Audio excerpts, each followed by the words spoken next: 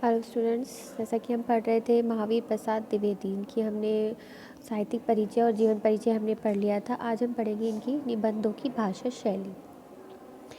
जैसे कि हमने पिछले लेक्चर में पढ़ा था कि आचार्य महावीर प्रसाद जी ने हिंदी भाषा के विकास और परिमार्जन और संस्कार के लिए बहुत सारे कार्य किए, और ये कार्य किया उन्होंने सरस्वती पत्रिका के संपादन द्वारा, और जो कि उन्होंने 1903 में संभाला था। और इस पत्रिका के द्वारा ही उन्होंने लेखकों को उनकी भूलें, उनकी गलतियां बतानी शुरू की, और इसी तरीके से वे उनको व्याकरण संबंधी उनकी गलतियां बताते थे, विराम चिन्हों का प्रयोग बताते थे, साथ ही भाषा के गठन और स्वरूप को भी समझाते थे।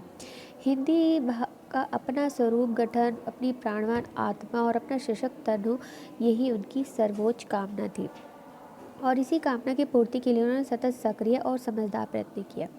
साथ ही उन्होंने भाषा के अंदर और बाहर एक रूपता लाने की भी चेष्टा की, और साथ ही उन्हें साहित्य को समृद्ध बनाने भी तत्पर रहे। इस कारण उनका अपना साहित्य भंडार तो बहुत अधिक नहीं हो पाया, लेकिन उन्होंने हिंदी साहित्य को बहुत ही उत्तम, कहना चाहिए, लेखक दिए। उन्होंने ही बहुत सारे लेखकों को एक हिंदी साहित्य में प्रतिस्थापित किया, और उन्हें एक तरीके से हिंदी साहित्य के लिए बहुत ज़्यादा उन्होंने प्रोत्साहित किया।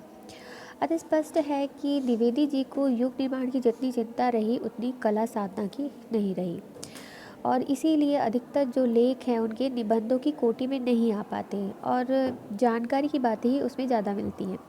ऐसी रचनाओं को ही आचार्य रामचंद्र शुक्ल ने बातों का संग्रह कहा है, और इनके बहुत से लेख बातों के संग्रह मात्र बनकर रह गए हैं। आचार्य महावीर प्रसाद द्विवेदी सबसे पहले अनुवादक के रूप में बेकन विचार ग्रंथावली पुस्तक लेकर निबंध क्षेत्र में आए, और फिर अंग्रेजी, मराठी, बंगाली लेखों के अनुवाद भी पाठकों के ज्ञानार्थक वे प्रकाशित करते रहे हैं।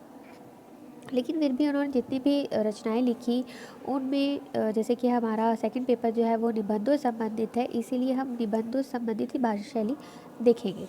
तो निबंधों की उनकी जो भाषा शैली है उसमें क्या क्या विशेषताएं हैं, आज हम इसमें देखेंगे।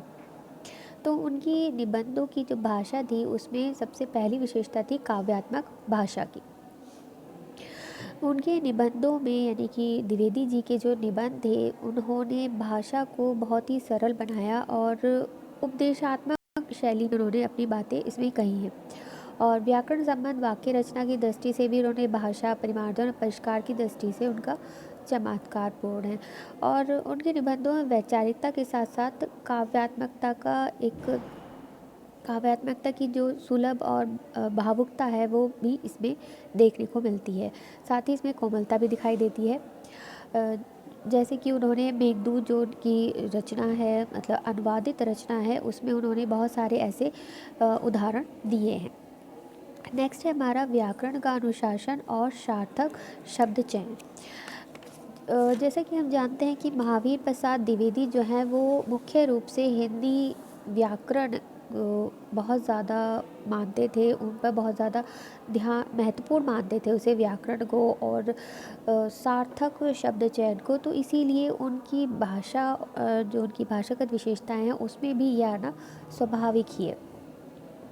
और एक तरह से कहा जाए कि उनकी भाषा जो है उनकी व्याकरण का अनुशासन मानकर ही चलती थी। वो व्याकरण को बहुत ज़्यादा महत्व देते थे। वाक्य छोटे होते थे किंतु बहुत ज़्यादा गठे हुए और साधारण भाषा का ये प्रयोग करते थे। साथ ही सार्थक शब्दों का चयन बहुत ज़रूरी था इनकी निबंधों में। अगला है एक रूपता। तो शब्दों का शुद्ध रूप और एक रूपता पर भी ये बहुत ज़्यादा बल देते थे। उनकी ये शुद्धवादिता उस सीमा तक पहुंच गई कि वे शब्दों के रूप को स्थिर कर उन शब्दों के प्रयोग में एक रूपता पर जोर देते दिखाई देते थे। जैसे कि मनोरंजन को कभी मनोरंजन ना लिखना, यानी कि मनोरंजन को मनोरंजन, यानी कि जो आधा नय ना लगा के बिंदी लगाना, और भंडार में आधा अड़े ना बनाकर उसमें भी बिंदी लगाना। इस तरीके की जो व्याकरणिक गलतियाँ थी वो नहीं करते थे, और ये ऐसे प्रयोग उनकी भाषा में दिखाई देते थे।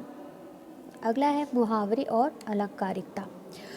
उनकी भाषा में मुहावरों और अलंकारों को उचित स्थान मिला हुआ था, वो बहुत ज़्यादा इसका ध्यान रखते थे। जैसे कि एक उदाहरण देखिए कि इनकी रचना एक अजीब गोरख धंधा हो जाती है। नए शास्त्र की आज्ञा के कायल, न ये पूर्ववर्ती कवियों की प्रणाली के अनुवर्ती, न ये सत समालोचकों के परामर्श की परवाह करने वाले। इनका मूल मंत्र है हम गुनी चिगरे दोस्त। तो इसमें हम देखते हैं कि उन्होंने बहुत मुहावरों और अलंकारिता का बहुत ही अच्छा प्रयोग इसमें किया है। अब बात करते हैं सूक्तियों की। द्विवेदी जी की जो भाषा का विन्यास है वो कुछ इस तरह का है कि उनकी शैली ही सूक्ति प्रधान बन जाती है और उनकी कथन भंगिमा इस तरह की है कि लगता है कि वे सूक्तियों में ही बात कर रहे हैं। जैसे कि एक हम उदाहरण देख लेते हैं यहाँ पर कि धन देने से सुख मोल नहीं मिलता, धनु मनुष्य अपने सबसे अधिक बुद्धिमान नहीं होते, संतोष निरोगता का लक्षण है और लोभ बीमारी का लक्षण। तो इस वाले जो उदाहरण में हमने देखा कि हर एक लाइन जो है अपने आप में सूक्ति सी महसूस दे रही है। तो बात ही ऐसा कर रहे हैं, इस तरह की उनकी भाषा का विन्यास हो गया है कि लग रहा है कि वो सूक्तियों में ही बात कर रहे हैं। तो ये तो थी इनकी भाषागत विशेषताएं। अब बात करते हैं इनकी शैलियों की विशेषताओं की। तो किस प्रकार की इन्होंने शैली इस्तेमाल की। तो सबसे पहले जो शैली थी वो भी थी विवेचनात्मक शैली।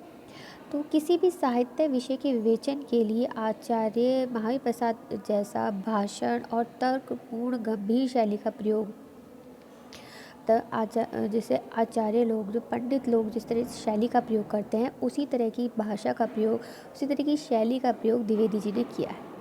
और ये जो है मतलब हर चीज़ को बहुत ज़्यादा अच्छी तरह से समझाकर जिसे कहा जाए, वो उस तरह की भाषा का इन्होंने प्रयोग किया है। दूसरा है इनका प्रसाद शैली। द्विवेदी जी की जो गद्य शैली है उसमें प्रसाद शैली जो है वो ज़्यादा महत्वपूर्ण है, ज़्यादा उसका प्राधान्य है, बहुत ज़्यादा वो दिखाई देती है। यहाँ तक कि अन्य तरह की शैलियों पर भी इस शैली का प्रभाव दृष्टिगोचर होता है। वो किसी और शैली में करते करते फिर प्रसाद शैली पर ही आ जाते हैं। तो इस शैली के अनुरूप सरल शब्दावली, सरल वाक्य रचना, उपमा, उदाहरण का बहुत ज़्यादा प्रयोग इनके निबंधों में मिलता है। तो इनकी इस जो विवेचनात्मक शैली है इसकी झलक दिखाई देती है, जबकि प्रसाद शैली जो है वो अपने आदर्श रूप में दिखाई देती है। नेक्स्ट है हमारी आवेग शैली। द्विवेदी जी के व्यक्तित्व में विचार गांभीर्य के साथ साथ सहृदयता भी मिलती है और उनके निबंध पढ़ते समय ऐसा लगता है जैसे आचार्य जो है वो भाषण दे रहे हो। इसी भाषण की भाषा कभी कभी ऐसी आक्रोशपूर्ण या भावभीनी हो जाती है कि हृदय बोलने लगता है। जैसे कि वैसे एक उदाहरण द्वारा समझ सकते हैं कि साहित्य में जो शक्ति छिपी रहती है वे तोप, तलवार और बम के गोलों में भी नहीं पाई जाती। यूरोप में हानिकारक धार्मिक रूढ़ियों का नाश साहित्य ने ही किया है।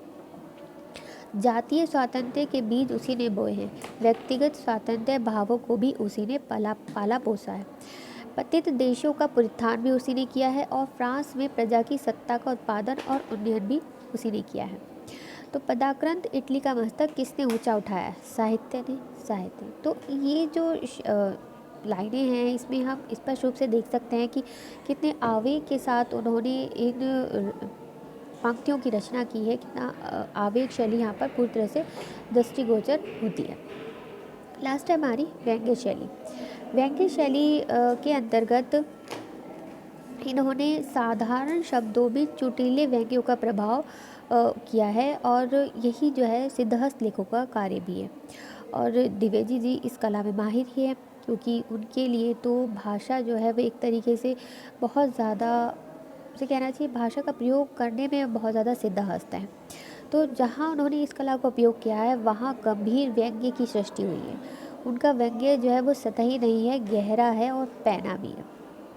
जैसे कि एक उदाहरण देख लेते हैं हम यहाँ पर, उसमें इन्होंने छायावादी जो हैं उन पर व्यंग्य किया है। छायावादी जो कवि हैं उनके रचना जो छंद है उन्होंने इस्तेमाल किया, उस पर उन्होंने व्यंग्य किया है। क्या लिखते हैं वे कि छायावादियों की रचना तो कभी कभी समझ में भी नहीं आती, वे बहुधा बड़े ही विलक्षण छंदों या वृत्तों का भी प्रयोग करते हैं। कहीं कोई चौपदे लिखते हैं, कोई 6 पदे, कोई 11 पदे, तो कोई 13 पदे, कोई 4 सतरें गजगज भर लंबी, तो 2 सतरें 2 ही उगुल की। फिर ये लोग बेतुकी पदावली भी लिखने की बहुधा कृपा करते हैं। तो इस पंक्तियों से हमें पता चलता है कि उनकी जो व्यंग्य शैली है वो कितनी ही सतही है, कितनी गहरी और कितनी पैनी है, सतही नहीं है। तो इस प्रकार से हमने जो महावीर प्रसाद द्विवेदी जी हैं उनकी निबंधों की भाषा और शैली को हमने अच्छे से देख लिया है। अब अगले लेक्चर में हम इससे आगे देखेंगे इनकी जो हमारा जो चैप्टर लगा है इसमें कवियों की उर्मिला विषयक उदासीनता। तो आज के लिए इतना ही। Thank you.